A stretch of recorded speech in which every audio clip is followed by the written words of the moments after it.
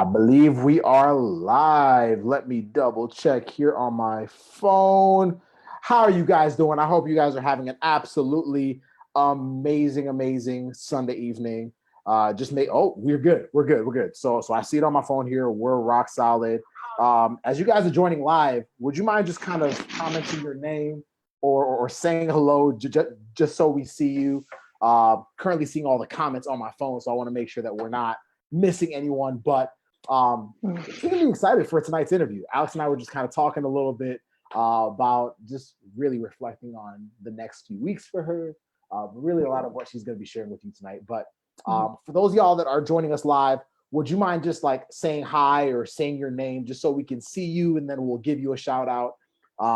It's also kind of cool because when you comment, it kind of keeps the video popping up so that everyone that needs to see this video tonight and tomorrow and whenever is able to do so. But hope everyone is doing well. Let's see who I see now. I think I see Ashton. Ashton, great to see you here. I see Debbie. What's up, Debbie? I see Brandon. I see Wesley. I see Olivia. Great to have every single one of you. As you guys are hopping on, whether you want to say hashtag team live or hashtag team replay, it's completely up to you. But let's have some fun tonight. And I'm saying fun mainly because when Alex shares her story, I want you guys to all remember what the purpose of her sharing her experience is. Alex is one of our students from the Accepted system, which is our like amazing coaching program that gets you into PT school like that. But more importantly, this is what Alex and I were talking about before. More importantly, Alex is going to share her experience mainly because for some of you watching this live, some of you watching this on replay, some of y'all listening to this as a podcast episode, all you need is to see someone that is in the exact same position you're in. That's why we call this the Pre-PT Inspire series. This is the second episode of the Pre-PT Inspire series. And the reason is as a pre-PT, because we're going through a whole lot of stuff, right? A lot of anxiety, a lot of stress.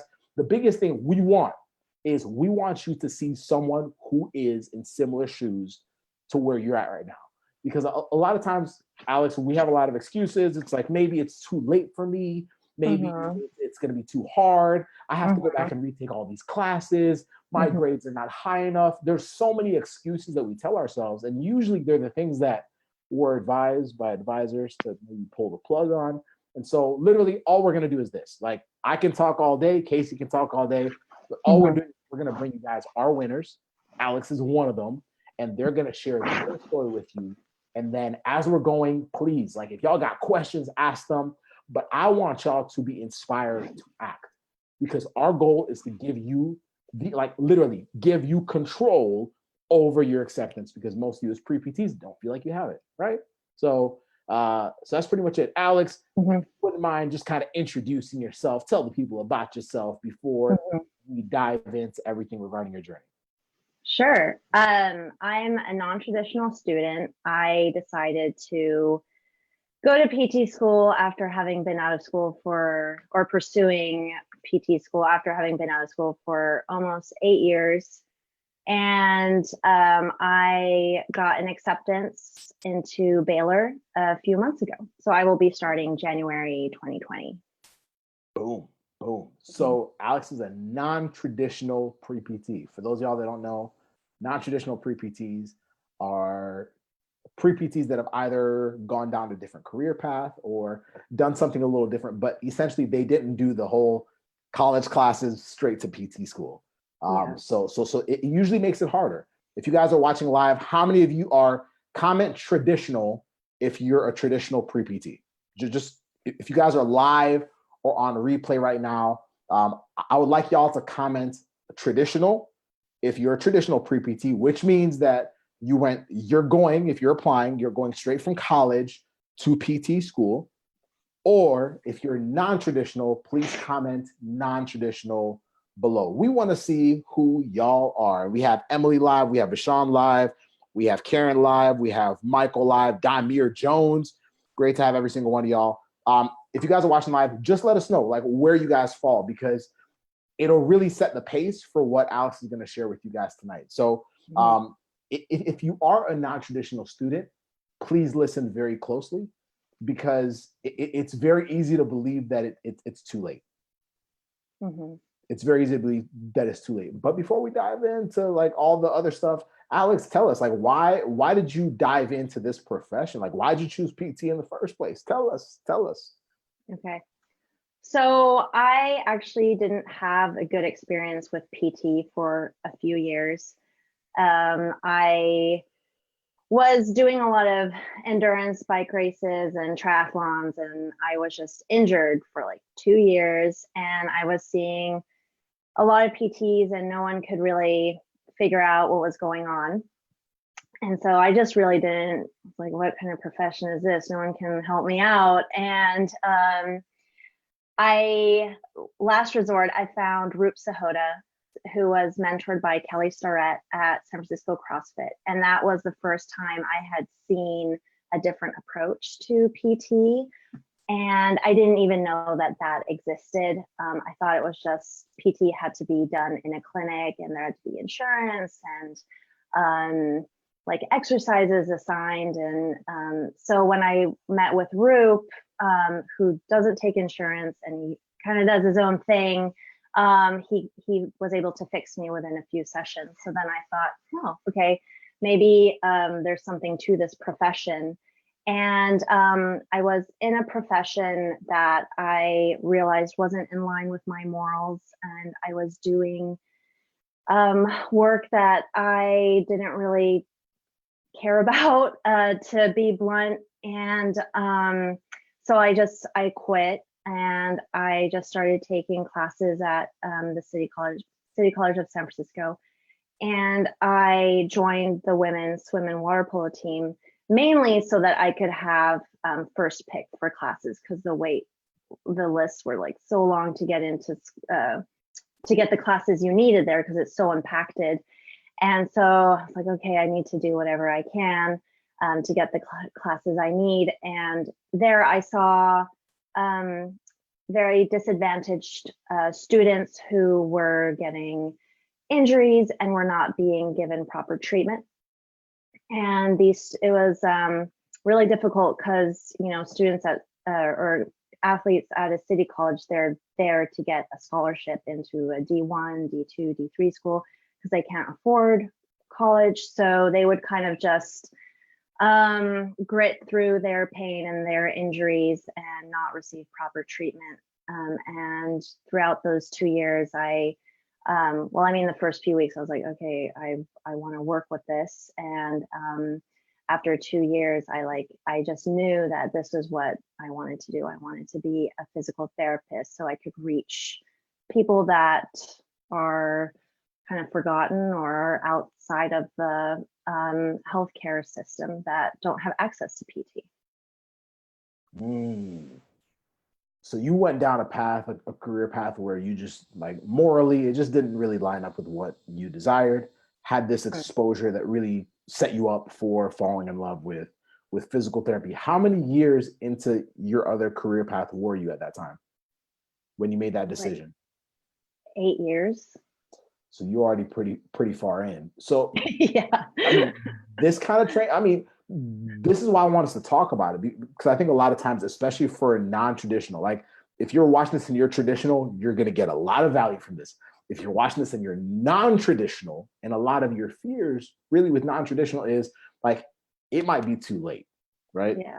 And if we're talking about it, like, there's a few like class things that kind of happen, right? When you get that far on, and I'm sure you'll dive into that a little bit, but you were 8 years out, but you decided PT was it, right? And you were locked in on it. So let's actually transition into question number 2, because that's like the perfect transition. What was your biggest struggle or fear now that you had decided PT is what I want, knowing that you had this amount of time, that you had been in a different career path? What was your biggest obstacle? What was your biggest struggle during that process overall? So it was kind of twofold. When I told my family, they were not cool with it at all. They thought I was making a huge mistake, and it really put a lot of strain on my relationship with my parents and my siblings, because they just thought I had gone off the deep end. They thought I had kind of like made it into, or I was in a career that was very, it was just kind of a dream job, and I was stupid if I was gonna give it up. So they were, my fear was that the strain I had, or I put on, the relationship with my family was not going to be worth it if I was not accepted into PT school. I thought, I was scared that, you know, I wouldn't be accepted and they would say, I told you it was a bad idea. So that was kind of, it was a struggle going through all those years of taking prereqs, because I had no science background. So I had to do everything from scratch. And, you know, I was in these kind of intro classes telling my parents, and, you know, those 3-4 years of prereqs having to hear again and again, you're making a mistake, and just, you know, not quitting, not dropping out of school, and just keeping on hammering out the prereqs. So I was worried that, you know, it just wouldn't have been, the sacrifice wouldn't be worth it at the end. So it's a little heavy. Well, okay. I don't know if you guys are watching this. If you guys are watching this right now, if you're, whether it's live or on replay, how many of you have felt that as you transition into deciding that you wanted to be a PT for whatever reason? You felt like maybe some of the people closest to you, some of y'all have great support. Don't get me wrong. Some of y'all have family members like, yeah, go PT. But there are a few of you that might also feel the same way Alex did, where it's like, man, like I'm going, and for Alex, you were doing it a few years into a different profession, and everyone's like, what are you doing? And were you getting, was it making good money as well? Exactly. So it's like what? Like, why would you even consider doing this? Like, how, before we even go to question number 3, how did that make you feel, as like knowing that you're like, okay, like you were pretty persuaded that PT was what you wanted? Just like, how did that make you feel knowing that the people closest to you really, it's not that they wanted to see you lose. Like, I don't know if I want to use that. It's more like they thought you were making a wrong decision and were essentially kind of waiting for you to realize it, whether that meant you failing to realize it, or like they pretty much wanted you to kind of wake up, right? So how, in that position, knowing that you had fallen in love with physical therapy, knowing that there was already other obstacles, like you're like, yo, like I still got to go back and retake a bunch of classes. I'm already 8 years out. Like you already have other obstacles you're dealing with. How, like in that moment, like how did that make you feel? The reason why I'm even asking this is because there might be someone watching this right now that's in that same position. Like, so kind of like go back to that moment. Like, how did that make you feel? What was going through your mind as all of this was happening? I mean, it was super hurtful. I felt, you know, like betrayed almost. And it was just, the backlash I received was just very surprising. And that's when I kind of realized that I was not gonna receive support from them at all for the next like many years, until probably I get into school, or I even get hired as a PT, my first job or whatever. So it was very, very difficult, and upsetting, because they thought they didn't understand what physical therapy was. And no matter how much I tried to explain it. Nobody does. And I think they thought I wanted to be like a masseuse, or, you know, nothing wrong with that, but they just were very quick to judge. And yeah, it was hard. It was really hard for like 4 years. It was not good. It was not good. Yeah. Man, that's that's the hard part. And the reason, I mean, I hope y'all that are watching this, like, I hope you guys understand why we're doing these stories, because Like Alex is starting PT school in a few weeks. Like it's done. Like it's done, right? Mhm. But sometimes it's so easy to miss this part, right? What normally happens is when we get acceptance PT school, we post about it on Facebook, we tell our friends, and what does everybody do, Alex? They're like, "Wow, I'm so proud of you! Wow, Yeah. I've been rooting for you." Mm. No, you haven't. I mean, everybody says that, right? It's like we all want to, like we're all always excited to celebrate with somebody, not realizing, and sometimes we forget to show like how hard it was to literally feel like we were by ourselves. Yeah. Like more honestly, as a non-traditional student, probably even more than most, because most students are still coming in with their friends and their classmates and all that. And so that's what makes it tough. So let's go to question number 3, because you're part of our accepted system family, right? Like everyone that we bring in on here is from the accepted system. What led you? Because that's a non-traditional guidance, right? So what led you to look for non-traditional guidance rather than the traditional way that most people are trying to go into school, which is pretty much take all the general advice they can and find on YouTube, and they're given by their advisors, and it's still, anyway, you know how I feel about that. But what led you to look for non-traditional guidance to pretty much set yourself up for acceptance? Like what led you to say, okay, I got to look somewhere else? Yeah. So I did actually see a counselor, and I mean, she wasn't helpful at all. She had never dealt with someone who already had a degree and who had kind of more life experience than your average traditional student does, just because I'm older. And I didn't see myself in any of the traditional students. I hadn't taken all of the exercise phys classes or the biomechanics. I hadn't taken any of those classes. I didn't have any, cool internships under my sleeve. I had internships that were completely different and had nothing to do with PT.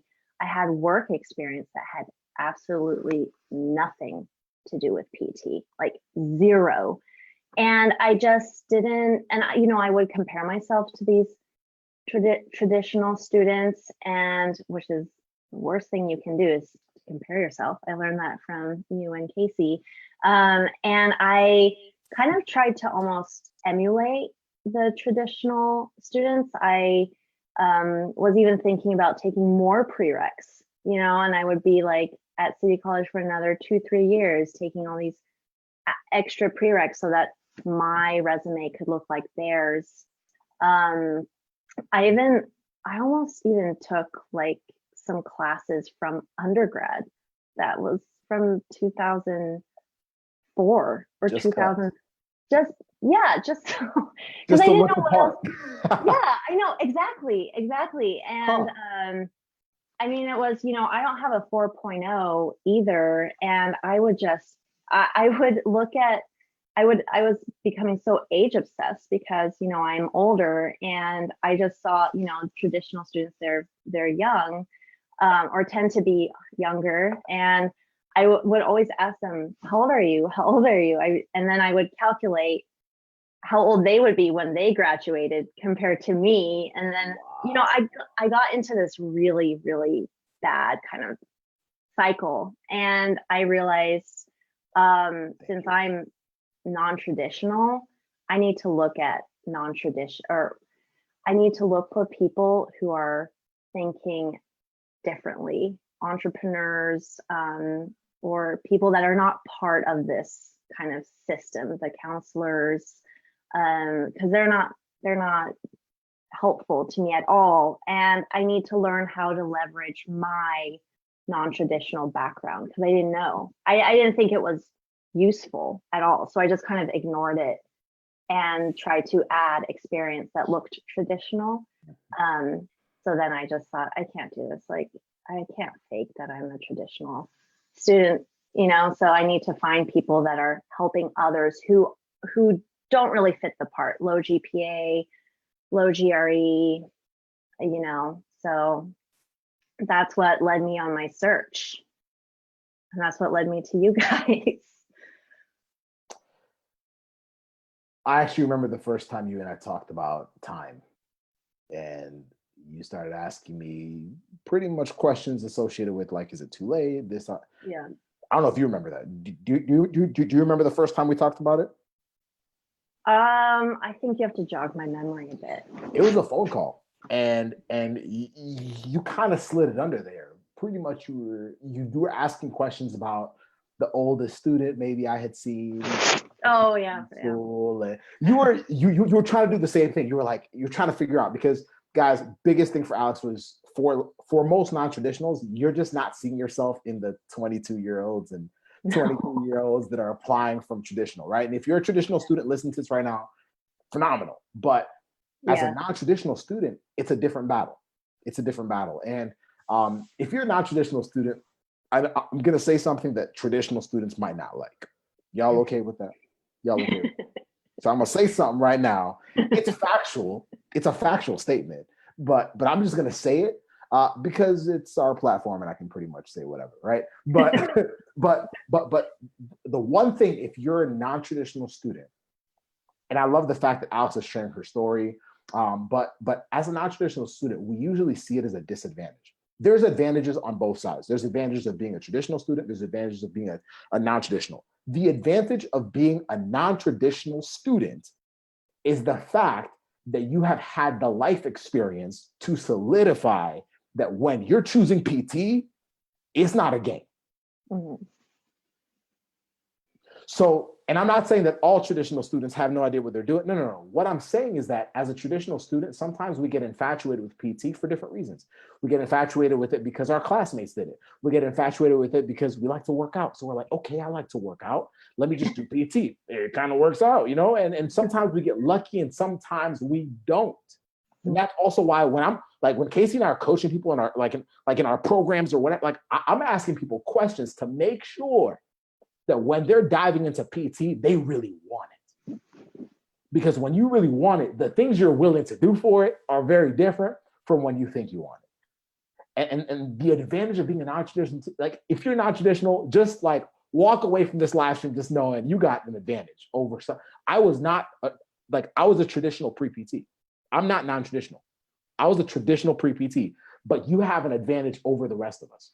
And the advantage is you have the clarity to know, like you, Alex, the fact that you had to go against what your family said, the fact that you knew you were 8 years out from classes, the fact that you knew you had gone into a profession where you were actually making good money, because for most people, it's like, that's like the perfect dream. Like, why would you leave that? Well, the fact that you were still willing to leave all those means you were pretty doggone sure PT was what you wanted. Mm-hmm. You were pretty sure that PT was what you wanted. And that's the beautiful advantage of being non-traditional. That right there. Like, I literally tell that to every non-traditional student. I'm like, you have an edge over all of us. Mm-hmm. But many times we're led to think that we're at a disadvantage. And it's the same with traditional students. It's just different things. But for non-traditionals, I just needed one non-traditional student to hear that tonight. Because like it's hard. It's hard. Like what's the point in trying to blend in? Even if you're traditional, like what's the point in trying to blend in if that's let's think about it, y'all. If we're trying to blend in, yet we're trying to get accepted, aren't we doing isn't that counterintuitive? Mm-hmm. Like, isn't that counterintuitive? I'm doing the very thing that's not going to allow me to stand out. That's also why the fact that y'all keep listening to nothing but advisors is actually throwing y'all off, because y'all are just doing what every other pre-PT in the United States is doing. And it makes no sense, but hey, that's neither here nor there. Like, so as a non-traditional or traditional, always ask yourself, am I doing this simply because everybody else is? Am I doing this simply because it will allow me to blend in? Because if you're doing that, you're actually doing the very thing that will take away your ability to get accepted into PT school. Mm-hmm. That's just a fact. Okay. Mm-hmm. So let's go to question number 4. So like, how then, because you were in this non-traditional program, the accepted system, how did it help you solve that problem? Because you were telling me, you were like, Joseph, my problem was I felt isolated.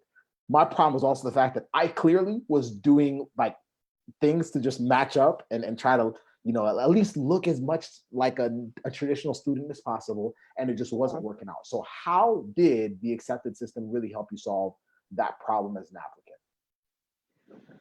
Well, so I remember very clearly I asked you, I don't know if I was in the accepted system yet, but I just asked you, I wrote down my why and I was, very honest about it because I hadn't really told anyone because it wasn't like it wasn't a traditional story or a traditional story. It didn't really fit the mold in my head, you know, and I wrote you my story and I, had kept pushing it under the rug for many years. And I didn't tell anyone because I just didn't think it was something that PT schools wanted.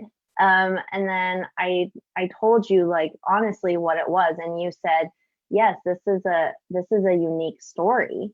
And I just needed to hear that from someone who had been through PT school and, you know, had worked with many other students who are struggling to get into PT school, and just hearing that it was a unique story and that I shouldn't hide it. I shouldn't shy away from it just because it is different. I should use it to my advantage. And that is my story. That is my why. I can't, fake it or make up some other story. I tried. I was like, oh, I'm into sports and I got injured. It was the same thing that everyone else was saying. And that, because that's what I thought PT schools wanted. They didn't want to hear a story from a non-traditional student that had nothing to do with PT really.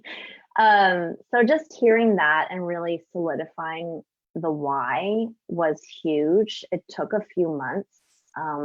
But then, once I wrote it down and really believed in it, finally, and when people would start asking me, I visited Baylor and they asked me, and that's what I said. And at that point, I really believed in it. And I think that I believed it. And I think it really shone through that I owned that story, and that was why.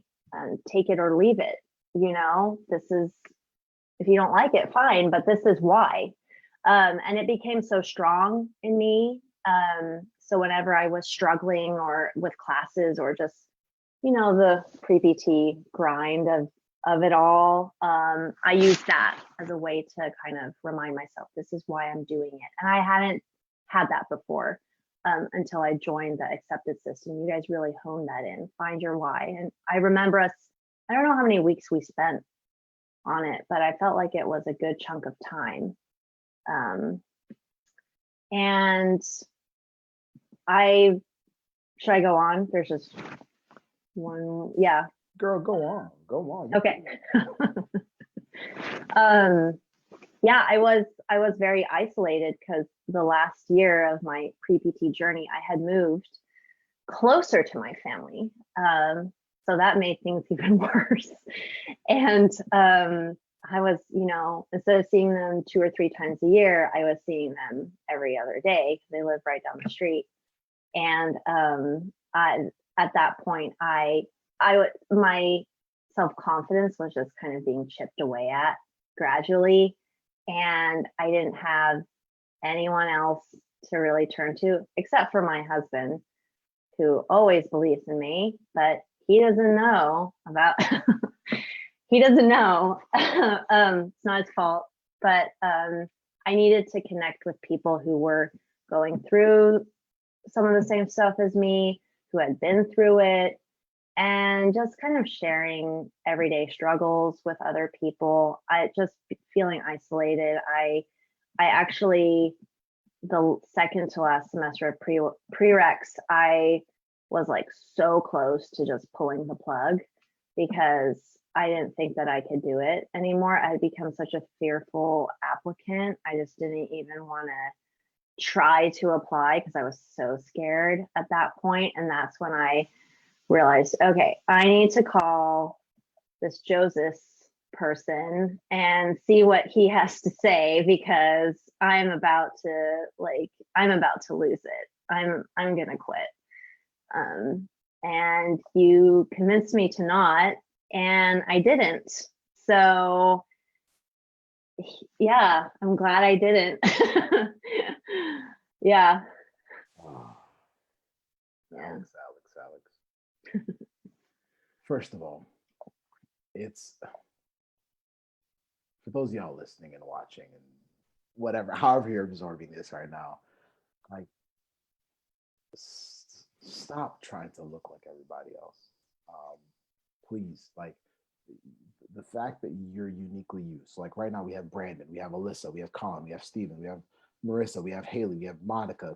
Like y'all are so different. Like there's nothing about all the names I just said. There is nothing about any one of y'all. Like none of y'all are identical. None of y'all are the same unless you guys have an identical twin that just has the same hobbies and whatever, and is also applying to PT school. Like, listen, like you don't have like even then you are uniquely you, and the mistake we make, and obviously like it goes even deeper, but the mistake we make is the very thing that Alex was feeling. Like whether it wasn't her statement, whether like we have this perceived idea of, man, this is probably what they want to hear because this is what every single person's right. Well, the honest truth is you make yourself super mainstream.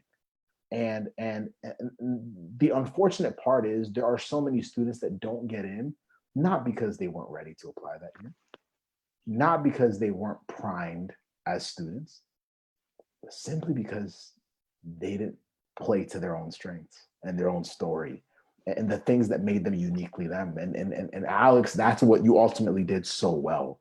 And I'm also glad you didn't give up. I really am. Alex and I had a chance to, I was at a wedding in California, so I was in her neck of the woods for a little bit and had a chance to have a meal. Yo, it's beautiful. Like if my budget could allow me to live there, because the cost of living in the West Coast is just crazy. But it's such a beautiful location. But as we were kind of talking about just her story, it was just really cool to just kind of look back after like the whole thing was done. But I'm so glad you didn't give up. And I know we can't like take all the calls we ever had and like show everyone, but like you deserve it all. Like you deserve every bit of it. I'm actually really impressed. This is just me being real. Like I'm very impressed just kind of listening to your story again, that you believed in, even if at some points you were doubting your ability, just the fact that you believed in the dream of what you wanted enough to at least kind of go against everything that usually like we would usually kind of cave into. And that's family, that's the people we love. And it's paid out pretty nicely. So Alex is starting PT school next month. So Alex, tell us after all of that, like tell us about the day you got accepted into PT school. Just like what were some of the things that happened? Just I always love reflecting on that day. And if you guys were here for the last live stream, the reason is most of us spend so much time focusing on what might go wrong that we never actually hold on to the moment that we're all dreaming to have. Alex has already had it. Alex already had the day she got her acceptance letter. She's about to tell you all about it. But the mistake we make is we never actually think about that day. Like, and that's the exercise I gave last time. I was like, yo, the exercise I need y'all to do is to literally picture in your head, like the day you get accepted, like play it in your head over and over and over and over and over again. Think about the meal you're going to have. What's it going to be like? What's the weather going to look like? What's your family going to? So Alex, tell us about the day you got accepted. Walk us through it. So I was at the doctor's office and I got this phone call. It was like 8 a.m. and it had the name of one of the admissions advisors, and he's actually a faculty member, and it had his name, and I thought, what? And it was just so, it was so weird because I was not expecting to see that. And I just remember answering the phone, and he was like, "Is this Alexandra Augustin?" And I was like, "Yes." And he was like, "Hi, I'm blah, blah, blah, and I would like to offer you admission to Baylor." Yeah. And after, I mean, I like obviously broke down crying and I couldn't really talk. And I was like, "I'm sorry, I don't really know what to say," because I was so emotional. But the feeling that I had, or the emotions I had, was just kind of, it was unreal. It was so intense. And at that moment, I just realized, and I knew that everything that I had been through and, sacrifice and it was all worth it. It had all been worth it. Because there were many years, many moments where I thought, how badly do I want this? This is really hard. And at that moment, I just knew that, yeah, it was worth it. And it's something that I think about probably every day, just how amazing that moment was. You've worked so hard for something for years and years, and it's not a sure thing, and when you actually are accepted, it's kind of euphoric, to say the least. It's was one of the happiest days of my life, for sure, like top 3. And just thinking back to that moment, I feel this warmth in my heart, and it's just an amazing feeling. And that's what I learned from accepted system, was visualization. You think about everything, as you said, that can go wrong. Think about what can go right, and just using that as a tool in keeping me going every day, visualizing. I didn't know they would call me. That was pretty amazing. But visualizing the letter, you've been accepted, and just using that as a tool to keep me going, and getting really specific with visuals and, what I will say, how I'll feel, was really key to keep working through those hard moments. So it's an amazing experience. For those of y'all watching, how many of y'all would love to have that day? How many of y'all would just love, like, you just give anything right now to just have like that day? Like, whether it's a phone call, whether it's like a letter, whether it's an email, how many of y'all would just love to just, like, you're like, man, I feel exactly how Alex described it. I feel like I've been working my tail off. I feel like I've been working hard for this. Some of you may feel like you sacrificed a lot more than, maybe some think you should have. Some of y'all feel like you've maybe been doing this alone, and you're just like, man, like, I just hope this pays off, because if it doesn't, I've put too much into this. And so how many of y'all would love to have that day? If that's you, just comment me, just little hand emoji, or say me, because that's one of the most amazing days of your entire career. It's the day that you like. It's such, well, it's a big booster, like, in terms of like your confidence and all that stuff. But more importantly, it's a reminder that there is nothing you don't have. Like, literally from that point on, if you've been accepted into PT school, at that point, that's like the most certain, like, confirmation that there's nothing after that you cannot handle. Yeah. Now, you might need guidance, you might need this, cool, but there's nothing you can't handle. So even if you're struggling in PTs, like, you'll remember that day. Problem is, we usually forget that day. The 2 mistakes we make is, before we get accepted, we never look at that day. We never anticipate that day. We don't even like to think about it, because it's like, oh, if I think about it, it's gonna like jinx it. No, like, stop it. Like, the first mistake is, we don't actually think about the day we'll get in. We don't use that to like keep us focused and locked in and searching. Because the thing is, like, if I think about that day, then what's going on in my head is like, what's that day really worth to me? What's it worth to me? What am I willing to do to feel that?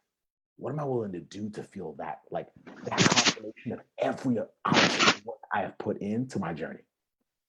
Then the second mistake we make is, after we have that day, we forget it. There's people that go into PT school and forget that day. I mean, y'all are working hard for it right now. When folk go to PT school, they usually forget it. PTs somehow forget it. And that's why people just start down. It's such a mess. But not remembering that one of the hardest things they could have done, they had already accomplished. And that should be like the sure sign that, like, right now, Alex, I don't think there's anything you can't accomplish in this career. Period. Like, you just proved it to all of us. You just proved it to all of us. And for all of you, one of the biggest things that we are, like, for pre-PTs, we're just not playing around anymore. We really aren't. And for pre-PTs like yourself, who are saying, yo, I will do anything for that day. then the biggest thing is you might be playing this all wrong. And the biggest feeling we normally get as pre-PTs is we feel like, man, like, I hope I get it. That's usually why we doubt it. We don't feel like we really have any kind of say-so or any kind of control or any power over it. And the one thing that I believe more than anything is that every single one of you as a pre-PT has the ability to get into what Casey and I call the pre-PT driver's seat. As the driver, you dictate where you're going. As the driver, you are in control of what's happening, but most of you aren't there. Most of you aren't there. You know how I know? I know because the day that Alex just talked about, y'all are too scared to even envision it.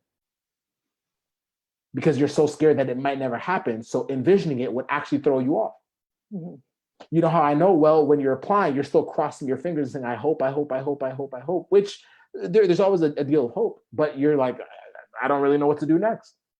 You know how I know you're not in the driver's seat? Well, you're also realizing that you're comparing yourself to all your other classmates. Did they do it? Did they do this?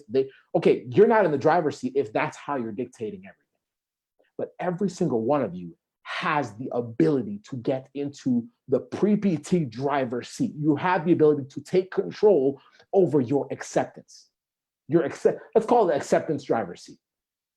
Because I think a lot of times we think it's just up to the school and there's nothing I can do about it. If Alex believed that, to be honest with you, she wouldn't have looked for a different approach. She wouldn't have looked for more guidance. And she would have just said, well, I guess this is not for me. Mm-hmm. Because if she was like she would just be like, well, I'm non-traditional. I've been 8 years out. It's just not going to work out. So maybe my family is right. Maybe I am losing my mind. I'm being 100% correct.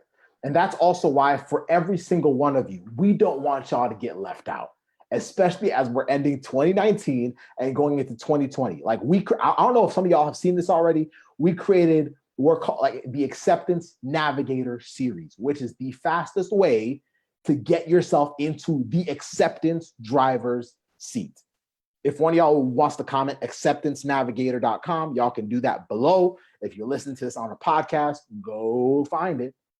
www.acceptancenavigator.com. Go find it because like it's all up to whether you want it or not. Like if you want to play it the way everyone else plays it, great, it's fine. But if you're saying, man, I would do anything for that day that Alex had, then, and you know full well that you're not in control of your acceptance, then it's time you get into the acceptance driver's seat. And if that's you, go to www.acceptancenavigator.com, comment it below, and start learning the stuff that Alex learned to get herself to where she is today, because she's an absolute rock star. An absolute rock star. And Alex, as we're closing out, would you mind serving the pre-PTs with one last word of wisdom or advice after going through your story? What's the one thing you want to leave every single person on here with? So mainly, I just want everyone to understand how unique they are and really don't focus on what someone else's GPA is or what they got on the GRE or how old they are. That's what I did for years and years, and it got me absolutely nowhere. And it just left me seeing the glass half empty instead of half full every single day. I don't have that. My GPA isn't this. I'm not, it really deflected away from my own uniqueness and from my own story. And so as I learned in the acceptance system, stay in your lane, that really was a huge game changer to me. Just don't worry about what everyone else is doing. When I went back to school, my friends were having kids and thought I was had gone berserk. So just focus on what makes you unique, because you are all unique, trust me. And don't worry about all the noise that's going on around, because it's not going to help you. Trust me. Couldn't have said it better. I couldn't have said it better myself. Alex, thank you so much. Thank you for taking time out of your evening. I know it's evening because you're in the West Coast. It's like night for me. It's like 9:50 p.m. It's like 6:50 for you, right? Yeah. And for those of y'all watching or listening, I really hope that you found value in this. And I hope that whether you're traditional or non-traditional, this was a very, very important one to hear. And we definitely have more students coming. Like we got a lot of students coming over the next few weeks. Like, but specifically for tonight, I hope y'all learned something massive. Here's actually what I want to leave you guys with as we end this live stream. If you guys are watching live or if you're watching this on replay, I would love for you to just comment what your biggest takeaway was from Alex's live stream tonight. And if you have a friend that's inside of this group, if you're watching this on podcast and you have a friend that really needs to listen to this, share it with them because that's the purpose of what we do as pre-PTs. We're a pre-PT family. I think we've been taught that like everything is competition and I need to learn one thing and not help my fellow brother or sister out because it gives me the edge. That's a scarcity mindset, and it's honestly a losing mindset. And if that's how you look at your life and your career, well, you're gonna like be very limited in where you're really able to go. But if you have an abundance mindset and you're able to serve other people, then the honest truth is you come out winning. Because like we said before, you're all very unique. And the only way that works against you is if you're all the same, but you're not. So let's pick each other up. Let's walk across the finish line together. Let's get into our acceptance driver's seats because y'all have a lot more control than you think. Question is, are you willing to learn how to get it? And if you are, go to www.acceptancenavigator.com. Let's freaking go. Y'all, let's give a round of applause for Alex tonight, man. Alex, thank you so much. I hope you have an amazing rest of your last few weeks before PT school starts. Man, it's going to be phenomenal. But y'all have a blessed one. Have a great rest of your evening. Bye.